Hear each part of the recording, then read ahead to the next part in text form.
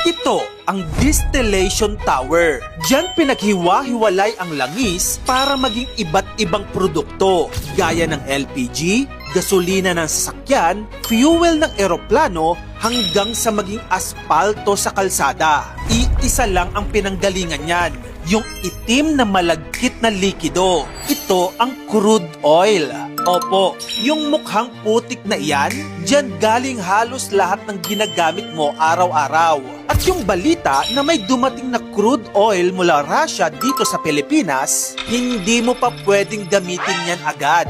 Dadaan pa kasi yan sa nag-iisa nating refinery, which is ang Petron Bataan Refinery, upang maging usable products ito. Pero teka, paano nga ba gumagana ang distillation tower na ito? Bago yan, kailangan muna nating malaman ang crude oil ay nabuo millions of years ago. Mula sa mga patay na halaman at hayop, nabaon sila sa ilalim ng lupa at dagat, na pressure sa kanainitan, hanggang sa naging langis.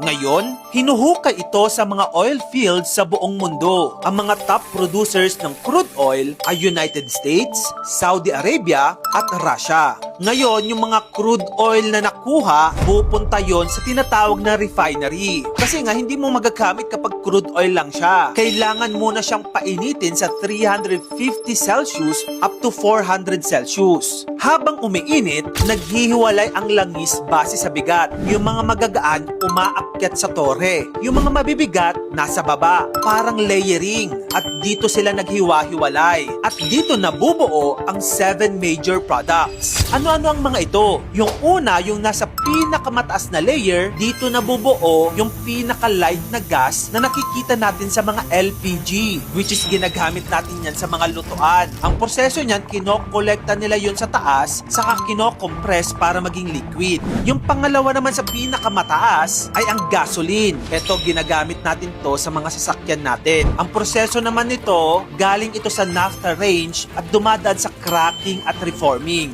After niya, nagiging gasolina na. Yung sa third layer naman ay yung tinatawag na naphtha. Ginagamit ito para gumawa ng mga plastics, chemicals at petrochemicals. So yung mga plastic na ginagamit mo, opo, galing din yan sa crude oil.